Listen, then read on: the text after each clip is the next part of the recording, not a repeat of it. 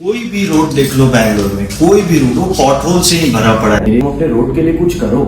आज मैं हूँ, कल तुम हो सकते हो यार। whether you take a bus, whether you take a bike, तो it's basis। तुम अगर घर वापस आ रहे हो तो बहुत तुम लकी हो भाई उस दिन के लिए। हाँ भाई। Especially in Bangalore roads and Bangalore traffic। हमारे गड्ढे के कारण आदमी अपना जान खो दे, पैर खो दे, आंख खो दे ना। ಸ್ನೇಹಿತರೆ ನಮಸ್ಕಾರ, ನಾನು ನಿಮ್ಮ ರಾಕೇಶ್ ಶಾರುಂಡಿ. ಈ ವಿಡಿಯೋ ನೋಡಿದಾಗ ಸಹಜವಾಗಿ ನಿಮ್ಗೆಲ್ರಿಗೂ ಕೂಡ ಗೊತ್ತಾಗಿರುತ್ತೆ ಯಾರಿಗೆ ಅವರು ಉಗಿತಾ ಇದ್ದಾರೆ ಅಂತ. ನೋಡಿ, ಬೆಂಗಳೂರಿನ ಟ್ರಾಫಿಕ್ ಸಮಸ್ಯೆಯ ಬಗ್ಗೆ, ಜೊತೆಗೆ ಇಲ್ಲಿನ ರಸ್ತೆ ಸಮರ್ಪಕ ರಸ್ತೆಗಳ ನಿರ್ವಹಣೆ ಬಗ್ಗೆ ಯಾರು ಉಗಿದ್ರು ಕೂಡ ಅದನ್ನು ಅಕ್ಸೆಪ್ಟ್ ಮಾಡಿಬಿಡ್ಬೇಕು ಅಂತ ಅನ್ಸುತ್ತೆ. ಯಾಕೆಂದರೆ ನಮ್ಮ ಸರ್ಕಾರಗಳು ಕೂಡ ಹಾಗೆ ಇದಾವೆ. ಎಲ್ಲೋ ಒಂದು ಕಡೆ ಆಕ್ರೋಶ ಉಕ್ಕು ಬಂದುಬಿಡುತ್ತೆ. ಯಾಕೆಂದರೆ ನೀವು ಪ್ರತಿನಿತ್ಯ ಬೆಂಗಳೂರಿನ ರಸ್ತೆಗಳಲ್ಲಿ ಟ್ರಾವೆಲ್ ಮಾಡ್ತಾ ಇದ್ದರೆ ಸಹಜವಾಗಿ ಅದೇ ರೀತಿಯಾದಂಥ ಆಕ್ರೋಶ ನಿಮಗೂ ಕೂಡ ಬರುತ್ತೆ. ನೋಡಿ, ಇಲ್ಲಿ ಸೌರಭ್ ಪಾಂಡೆ ಮತ್ತು ಖ್ಯಾತಿಶ್ರೀ ಇವರಿಬ್ಬರು ಕೂಡ ಸೋಷಿಯಲ್ ಮೀಡಿಯಾದಲ್ಲಿ ಈ ಬೆಂಗಳೂರಿನ ರಸ್ತೆಗಳ ಬಗ್ಗೆ, ಈ ಗುಂಡಿಗಳ ಬಗ್ಗೆ, ತಮಗಾಗಿರ್ತಕ್ಕಂಥ ಅಪಘಾತ ದುರಂತದ ಬಗ್ಗೆ ಕೂಡ ಒಂದು ವಿಡಿಯೋ ಮಾಡಿ ಸೋಷಿಯಲ್ ಮೀಡಿಯಾದಲ್ಲಿ ಹಾಕಿದ್ದಾರೆ. ಅನೇಕರು ಬೆಂಗಳೂರಿನ ಟ್ರಾಫಿಕ್ ಹೇಗಿದೆ, ಜೊತೆಗೆ ಈ ಗುಂಡಿಗಳ ನಿರ್ವಹಣೆ ಹೇಗಿದೆ, ಎಲ್ಲದರ ಬಗ್ಗೆ ಕಮೆಂಟ್ಸ್ ಕೂಡ ಮಾಡ್ತಾ ಇದ್ದಾರೆ. ಸ್ನೇಹಿತರೆ ನೋಡಿ, ನಮ್ಮ ಸರ್ಕಾರಗಳು ಅದೇ ರೀತಿಯಾಗಿದೆ. ಅವರು ಏನು ಹೇಳಿದ್ದಾರೆ ಆ ವಿಡಿಯೋದಲ್ಲಿ ಅನ್ನೋದ್ರ ಕುರಿತಾಗೂ ನಾನು ಡೀಟೇಲ್ಡಾಗಿ ಹೇಳ್ತಾ ಹೋಗ್ತೀನಿ. ಸರ್ಕಾರಕ್ಕೆ ಹೇಗೆ ಬಿಸಿ ಮುಟ್ಟಿಸಿದ್ದಾರೆ, ಜೊತೆಗೆ ಅವ್ರು ಯಾವ ರೀತಿಯಾದಂಥ ಆಕ್ರೋಶನ ಹೊರ ಹಾಕಿದ್ದಾರೆ, ಮತ್ತು ಈಗ ಆಪ್ರೇಷನ್ ಖರ್ಚು ಎಷ್ಟಾಗಿದೆ ಅನ್ನೋ ರೀತಿಯಾಗಿ ಹಾಸ್ಪಿಟ್ಲ್ ಒಳಗೆ ವಿಡಿಯೋ ಮಾಡಿರ್ತಕ್ಕಂಥದ್ದು ಅದೀಗ ವೈರಲ್ ಆಗ್ತಾ ಇದೆ. ನಮ್ಮ ಸರ್ಕಾರಗಳಿಗೆ ಒಂದೇ ಚಿಂತೆ. ನೀವು ನೋಡಿ, ಬೆಂಗಳೂರಿನಲ್ಲಿ ಎಲ್ಲರೂ ನಿಂತ್ಕೊಂಡು ಒಂದು ಕಲ್ಲು ಎಸೆದ್ರೆ ಈಗ ಅದು ಹೋಗಿ ಈ ರಸ್ತೆ ಯಾವ್ದಾದ್ರು ಗುಂಡಿಗೆ ಹೋಗಿ ಬೀಳುತ್ತೆ ಅಂತಾನೆ ಗುಂಡಿಗಳ ಬಗ್ಗೆ ಆ ಲೆವೆಲ್ಗೆ ಟ್ರೋಲ್ ಮಾಡ್ತಿದ್ದಾರೆ, ಮೀಮ್ಸ್ಗಳು ಮಾಡ್ತಿದ್ದಾರೆ. ಆದರೂ ನಮ್ಮ ಸರ್ಕಾರ ಎಚ್ಚೆತ್ಕೊಳ್ತಾ ಇಲ್ಲ. ನಮ್ಮ ಸರ್ಕಾರಕ್ಕೆ ಇರೋ ಬಹಳ ಪ್ರೆಷಸ್, ಭಾಳ ಬೇಗ ಮಾಡಿ ಮುಗಿಸ್ಬೇಕಾಗಿರೋ ಒಂದೇ ಒಂದು ಕಾರ್ಯ ಅಂದರೆ ಈ CM ಕುರ್ಚಿ. ಪ್ರತಿನಿತ್ಯ ಅದೇ ಕುರ್ಚಿ ಗಲಾಟೆ. ನಾನು CM ಆಗಬೇಕು, ನೀನು CM ಆಗಬೇಕು. ಈಗಾಗಲೇ ಒಂದು 2.5 ವರ್ಷ ಕಳೆದುಬಿಟ್ಟಿದೆ CM ಆಗೋ ವಿಚಾರವಾಗಿ. 2.5 ವರ್ಷ ಆದ ನಂತರ ಇನ್ಯಾರು CM ಆಗಬೇಕು ಅನ್ನೋ ಇನ್ನೊಂದು 2.5 ವರ್ಷಗಳ ಕಾಲ ಅದೇ ಹಗ್ಗ ಜಗ್ಗಾಟ ಆಗೋಗ್ಬಿಡುತ್ತೆ. ನೋಡಿ, ಇಲ್ಲಿ DKC ಅವರು CM ಆದರೆ ಸಿದ್ದರಾಮಯ್ಯನವ್ರು ಬಣದವ್ರ ಕಿತ್ತಾಟ, ಇನ್ನು ಸಿದ್ದರಾಮಯ್ಯನವ್ರು ಬಿಟ್ಟು ಕೊಡದೇ ಇದ್ದರೆ DKC ಅವ್ರು ಬಣದವ್ರ ಕಿತ್ತಾಟ. ಇಲ್ಲಿಯವರೆಗೂ ಕೂಡ ಒಂದು ಶಂಕುಸ್ಥಾಪನೆ ಕಾರ್ಯಗಳು ಕೂಡ ಆಗಿಲ್ಲ. ಇನ್ನು ಶಾಸಕರು ಮಾಡಿದಂಥ ಖರ್ಚುಗಳಿಗೆ ಪ್ರತಿ ಕ್ಷೇತ್ರಕ್ಕೆ ಒಂದು 50 ಕೋಟಿಯನ್ನು ಕೊಟ್ಟು ಅವ್ರನ್ನ ಸಮಾಧಾನ ಮಾಡೋ ಕೆಲಸವನ್ನಂತರೂ ಮಾಡಿಬಿಟ್ಟಿದ್ದಾರೆ ಅನ್ನೋ ಗೊತ್ತಿಲ್ಲ. ಆದರೆ ಯಾವ ಕ್ಷೇತ್ರಗಳಲ್ಲಿ ಅಭಿವೃದ್ಧಿ ಕಾಣಸಿಗ್ತಲ್ಲ, ಬೆಂಗಳೂರಿನಲ್ಲಿ ರಸ್ತೆಗಳಂತೂ ಅಧೋಗತಿ. ಪ್ರಾಣವೇ ಹೋದರೂ ಕೂಡ ಅಚ್ಚರಿ ಇಲ್ಲ, ಆ ಥರದ ಘಟನೆಗಳು ಸಂಭವಿಸ್ತಾ ಇರೋದು. ನೀವೇನಾದರೂ ಸ್ವಲ್ಪ ಎಚ್ಚರಿಕೆಯಿಂದ ರಸ್ತೆಗಳಲ್ಲಿ ಏನಾದರೂ ಟ್ರಾವೆಲ್ ಮಾಡದೇ ಇದ್ದರೆ ಯಾವ ರೀತಿಯಾದಂಥ ಅನಾಹುತಗಳನ್ನೇ ಎದುರಿಸಬೇಕಾಗತ್ತೆ ಅನ್ನೋದು ನೀವು ಕೂಡ ಸೂಕ್ಷ್ಮವಾಗಿ ಗಮನಿಸಬೇಕಾಗತ್ತೆ. ಎಂತೆಂಥ ನಟರುಗಳು, ಅನೇಕ ಪ್ರಸಿದ್ಧ ವ್ಯಕ್ತಿಗಳು ಇದೇ ಬೆಂಗಳೂರು ಈ ರೋಡ್ಗಳ ಬಗ್ಗೆ, ರಸ್ತೆ ನಿರ್ವಹಣೆ ಬಗ್ಗೆ ಮತ್ತು ಈ ಟ್ರಾಫಿಕ್ ಬಗ್ಗೆ ಹಿಗ್ಗಾಮುಗ್ಗ ಮಾತನಾಡ್ತಿದ್ದಾರೆ. ಆದರೂ ಕೂಡ ಸರ್ಕಾರಗಳಿಗಂತೂ ಅದೇನು ಅರ್ಥವಾಗ್ತಾ ಇಲ್ವೋ ಏನೋ, ಇಷ್ಟು ಕೇರ್ಲೆಸ್ ಆಗಿದ್ದಾರೆ. ಇನ್ನು ನಮ್ಮ ಬೆಂಗಳೂರಿಗೆ ಇನ್ನೊಂದು ಏರ್ಪೋರ್ಟ್ ಮಾಡೋದ್ರ ಬಗ್ಗೆ ಯೋಚನೆ ಮಾಡ್ತಾ ಇದ್ದಾರೆ. ಈ ರಸ್ತೆಗಳ ನಿರ್ವಹಣೆ ಅವರ ಗಮನಕ್ಕೂ ಕೂಡ ಹೋಗೋದಿಲ್ಲ. ಸ್ನೇಹಿತರೆ, ನಾನು ನೇರವಾಗಿ ನಿಮಗೆ ಇದಕ್ಕಿಂತ ಮುಂಚೆ ಒಂದು ವಿಡಿಯೋ ಸೋಷಿಯಲ್ ಮೀಡಿಯಾದಲ್ಲಿ ವೈರಲ್ ಆಗ್ತಾ ಇರ್ತಕ್ಕಂಥ ವಿಡಿಯೋಗಳು, ಮೀಮ್ಸ್ ನೋಡಿದ್ದೀರಾ, ಜೊತೆಗೆ ಟ್ರೋಲ್ ವಿಡಿಯೋಗಳನ್ನು ನೋಡಿದ್ದೀರಾ. ಒಬ್ಬರು ಹಂಚ್ಕೊಂಡಿದ್ರು, ನಾನು ಏರ್ಪೋರ್ಟಿಗೆ ಹೋಗಿ ನನ್ನ ಗೆಳತಿಯನ್ನು ಬಿಟ್ಟು ಮನೆಗೆ ಬರಬೇಕು ಅಂತ ಹೊರಟೆ, ಏರ್ಪೋರ್ಟ್ ಬಿಟ್ಟೆ, ನನ್ನ ಗೆಳತಿಯಾಗಲೇ ದುಬೈ ತಲುಪಿಬಿಟ್ಲು, ನಾನು ಇನ್ನೂ ಕೂಡ ಇಲ್ಲೇ ಟ್ರಾಫಿಕ್ನಲ್ಲಿ ಸ್ಟ್ರಕ್ ಆಗಿಬಿಟ್ಟಿದ್ದೀನಿ ಅಂತ. ಆ ಲೆವೆಲ್ಗೆ ಬೆಂಗಳೂರು ಟ್ರಾಫಿಕ್ಕು ಕೂಡ ಇದೆ. ನೋಡಿ, ಸೌರಭ್ ಪಾಂಡೆ ಮತ್ತು ಖ್ಯಾತಿಶ್ರೀ ಇವರು ಹಾಸ್ಪಿಟ್ಲಿಂದ ಒಂದು ವಿಡಿಯೋ ಮಾಡ್ತಾರೆ. ನೋಡಿ, ನಾನು ಅವೈಜ್ಞಾನಿಕ ಹಂಪ್ಸ್ಗಳಿದಾವೆ ನಮ್ಮ ಬೆಂಗಳೂರಿನಲ್ಲಿ. ನಿಮಗೆ ಪ್ರತಿನಿತ್ಯ ರೋಡ್ನಲ್ಲಿ ಹೋಗ್ತಾ ಇದ್ದರೆ ಎಲ್ಲಿ ನೀವು ರೋಡ್ ಕ್ರಾಸ್ ಮಾಡಬೇಕು ಅಥವಾ ಎಲ್ಲಿ ಹಂಪ್ಸ್ಗಳಿರಬೇಕು, ಯಾರೊಬ್ಬ ಪ್ರಖ್ಯಾತ ವ್ಯಕ್ತಿ ಹಂಚ್ಕೊಂಡಿದ್ದನ್ನು ನಾನು ನಿಮ್ಗೆ ಹೇಳ್ಬಿಡ್ತೀನಿ.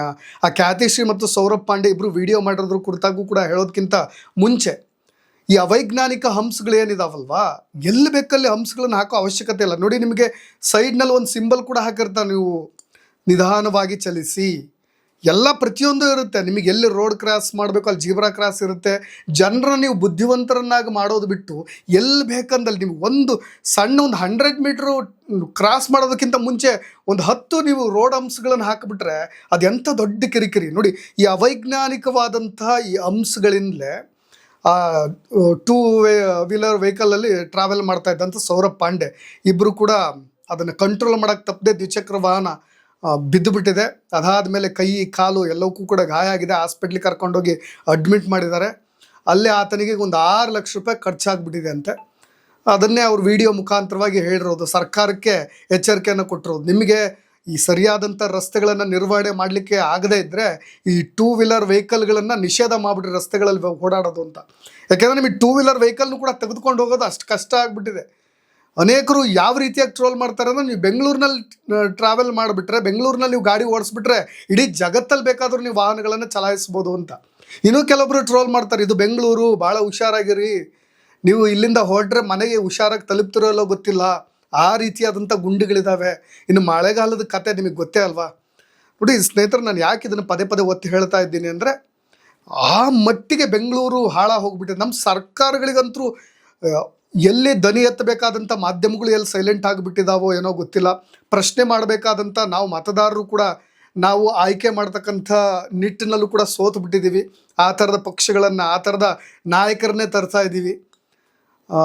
ವೈಜ್ಞಾನಿಕವಲ್ಲದ ರಸ್ತೆಗಳು, ವೈಜ್ಞಾನಿಕವಲ್ಲದ ಟ್ರಾಫಿಕ್ ಸಮಸ್ಯೆ, ನಾನು ಅದನ್ನು ನೇರವಾಗಿ ಮಾತನಾಡ್ಲಿಕ್ಕೆ ಹೋಗೋದಿಲ್ಲ. ಯಾಕೆಂದರೆ ನಿಮಗೆಲ್ಲ ಗೊತ್ತಿರೋ ಹಾಗೆ ಬೆಂಗಳೂರಿನಲ್ಲಿ 1.25 ಕೋಟಿ ಜನಸಂಖ್ಯೆ ಇದ್ದರೂ 1.25 ಕೋಟಿ ವೆಹಿಕಲ್ಗಳು ಆನ್ ರೋಡಲ್ಲಿ ಪ್ರತಿನಿತ್ಯ ಓಡಾಡ್ತವೆ.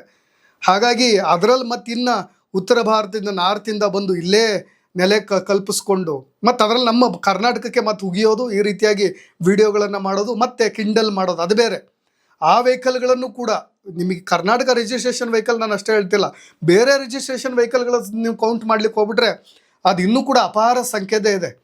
ನೋಡಿ, ಆ ಥರದ ಸಂಖ್ಯೆಯಲ್ಲಿ ಟ್ರಾಫಿಕ್ಕನ್ನು ಕಂಟ್ರೋಲ್ ಮಾಡಲಿಕ್ಕೆ ಅವರು ಹರಸಾಹಸ ಮಾಡ್ತಿದ್ದಾರೆ. ಆದರೆ ನಮ್ಮ ಸರ್ಕಾರಗಳು ಇನ್ನೊಂದು ಕಡೆ, ಎಲ್ಲೋ ಒಂದು ಕಡೆ ಮೆಟ್ರೋದಲ್ಲಿ ಓಡಾಡ್ತಾ ಇದ್ದವರಿಗೆ ನಿಮಗೆ ಆ ಮೆಟ್ರೋ ದರವನ್ನು ಕೂಡ ಹೆಚ್ಚು ಮಾಡಿ ಅಲ್ಲೂ ಕೂಡ ಬರೆ ಕೊಟ್ರಿ. ಸಾಮಾನ್ಯ ಒಬ್ಬ ಬೈಕ್ನ ಓಡಾಡ್ತಾ ಇದ್ದವನು ಪೆಟ್ರೋಲ್ ಖರ್ಚು ಇನ್ನೂ ಕೂಡ ಉಳಿಯುತ್ತೆ ಅಂದರೆ ಅವನು ಮೆಟ್ರೋದಲ್ಲಿ ಯಾಕೆ ಓಡಾಡ್ಲಿಕ್ಕೆ ಬರ್ತಾನೆ? ಎಷ್ಟೋ ಜನ ಕಾರ್ನಲ್ಲಿ ಓಡಾಡೋಕ್ಕಾಗದೆ ಶ್ರೀಮಂತರು ಇದ್ದಂಥವ್ರು, ಸಾಮಾನ್ಯ ವರ್ಗದವರು, ಬಡವರು ಎಲ್ಲೋ ಮೆಟ್ರೋದಲ್ಲಿ ಓಡಾಡೋಣಪ್ಪ, ಒಂದು 10 ರೂಪಾಯಿ ಜಾಸ್ತಿ ಆದರೂ ಪರವಾಗಿಲ್ಲ ಅನ್ನೋರಿಗೆ ನೀವು ಅದರಲ್ಲಿ ಒಂದು 50% ಜಾಸ್ತಿ ಮಾಡಿಬಿಟ್ರೆ ನೀವು ಬೆಂಗಳೂರಿನಲ್ಲಿ ನಿಮಗೆ ಗೊತ್ತಿರ್ಬೋದು, ನೀವು ಯಾವುದೋ ಒಂದು ಜಂಕ್ಷನಿಂದ ಇನ್ನೊಂದು ಜಂಕ್ಷನಿಗೆ ಹೋಗ್ಲಿಕ್ಕೆ ಎಷ್ಟು ರೇಟನ್ನು ಜಾಸ್ತಿ ಮಾಡಿದ್ದಾರೆ ಅಂತ.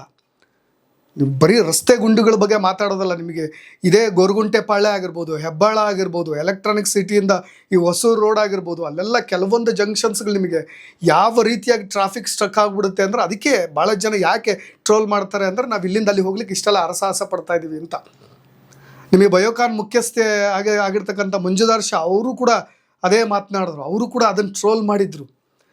ನಿಮಗೆ ಆಶೀಶ್ ವಿದ್ಯಾರ್ಥಿ ಅನ್ನೋ ಒಬ್ಬ ನಟ ಇದೇ ಬೆಂಗಳೂರಿನ ಟ್ರಾಫಿಕ್ ಬಗ್ಗೆ ಮಾತನಾಡಿದರು. ಪ್ರಖ್ಯಾತ ವ್ಯಕ್ತಿಗಳು ನಮ್ಮ ಬೆಂಗಳೂರಿನ ಟ್ರಾಫಿಕ್, ರಸ್ತೆ ಗುಂಡಿಗಳ ಬಗ್ಗೆ ಮುಖಕ್ಕೆ ಹೋಗಿತಾ ಇದ್ದಾರೆ. ಅದು ಯಾಕೆ ನಮ್ಮ ಸರ್ಕಾರಕ್ಕೆ ಗೊತ್ತಾಗ್ತಾ ಇಲ್ಲೋ ಗೊತ್ತಿಲ್ಲ. ಇನ್ನು ಖ್ಯಾತ ಕ್ರಿಕೆಟರ್ ನಿಮಗೆ ಗೊತ್ತಿರೋ ಹಾಗೆ ಸುನಿಲ್ ಜೋಶಿ ಅವರು ಕೂಡ ಅದನ್ನೇ ಹೇಳಿದರು. ನೋಡಿ, ನೀವು ಬೆಂಗಳೂರು ಟ್ರಾಫಿಕ್ಕು, ನಿಮಗೆ ಏರ್ಪೋರ್ಟ್ನಿಂದ ಬರಬೇಕಾದ್ರೆ ಯಾವಾಗೇ ಆಗಲಿ ಟ್ರಕ್ಗಳನ್ನು ರಾತ್ರಿ 10 ಗಂಟೆಯಿಂದ ಬೆಳಗ್ಗೆ 6 ಗಂಟೆ ಒಳಗೆ ಅನುಮತಿ ಇರುತ್ತೆ. ನಿಮಗೆ 10 ಗಂಟೆ ಆದಮೇಲೂ, ಬೆಳಗ್ಗೆ 10 ಗಂಟೆ ಆದಮೇಲೂ ಟ್ರಕ್ಗಳನ್ನು ಓಡಾಡೋದು ನೋಡಿದ್ದೀವಿ. ಟ್ರಾಫಿಕ್ ದೊಡ್ಡ ದೊಡ್ಡ ಟ್ರಕ್ಗಳು ಅಂದರೆ ಒಂದು ಯಾವುದೋ ಕರು ಬಂತು ಅಂದರೆ ಅಲ್ಲೇ ಸ್ಟಕ್ ಹೋಗ್ಬಿಡುತ್ತೆ. ಆದರೂ ಕೂಡ ನಮ್ಮ ಸರ್ಕಾರಗಳು ಈ ನಾಯಕ, ಲೀಡರು, ಈ ಜಾತಿ, ಧರ್ಮ, ಅದರಲ್ಲಿ ಆ ಜಾತಿ ನಾಯಕರುಗಳು, ಆ ಜಾತಿಯ ಸಮುದಾಯದ ಸ್ವಾಮೀಜಿಗಳು, ಗುರುಗಳು ಎಲ್ಲರೂ ನಮ್ಮ ಸಮುದಾಯದ ನಾಯಕನಾಗಬೇಕು ಅಂತ ಕಿತ್ತಾಡೋದು, ಅದನ್ನು ವೈಭವೀಕರಿಸಿ ಪ್ರತಿನಿತ್ಯ ನಾವು ಕೂಡ ಸುದ್ದಿ ಮಾಡ್ತಾ ಇದ್ದೀವಿ. ಅನಿವಾರ್ಯ. ಇದರಲ್ಲೇ ಮುಳುಗೋಗ್ಬಿಡುತ್ತೆ, 5 ವರ್ಷ ಕಳೆದು ಹೋಗ್ಬಿಡುತ್ತೆ. ನಮ್ಮ ಸರ್ಕಾರಗಳು ಈಗ ಒಂದು ಕೆಲಸ ಮಾಡದೆ ನಾವು ಇದಕ್ಕೆ ಬಲಿಪಶು ಆಗ್ತಾ ಇದ್ವಿ. ನೋಡಿ, ಒಂದು ಹೆಲ್ಮೆಟ್ ಹಿಡಿದ್ರೆ ಫೈನ್ ಹಾಕ್ತಾರೆ. ಇನ್ನು ಟೋಲ್ ಗೇಟ್ಗಳಲ್ಲಿ ಫೈನ್ ಎಷ್ಟು? ಬೈಕ್ಗಳಲ್ಲೂ ನೈಸ್ ರೋಡಲ್ಲಿ ನೀವು ಟೋಲ್ ಅಮೌಂಟನ್ನು ಕಟ್ಟಬೇಕು. ಪ್ರತಿಯೊಂದಕ್ಕೂ ಹಣವನ್ನು ಪೀಕ್ತಾರೆ ನಮ್ಮ ಸರ್ಕಾರ. ಆದರೆ ರಸ್ತೆ ನಿರ್ವಹಣೆಗಳು ಮಾತ್ರ ಈ ರೀತಿಯಾಗಿ.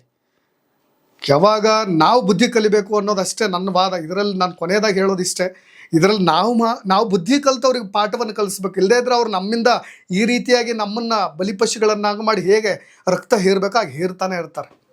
ಸ್ನೇಹಿತರೆ, ಇನ್ನಷ್ಟು ಅಪ್ಡೇಟ್ಸ್ಗಳೊಂದಿಗೆ ಮತ್ತೆ ಬರ್ತೀನಿ. ನಾನು ರಾಕೇಶ್ ಆರುಂಡಿ. ಧನ್ಯವಾದ.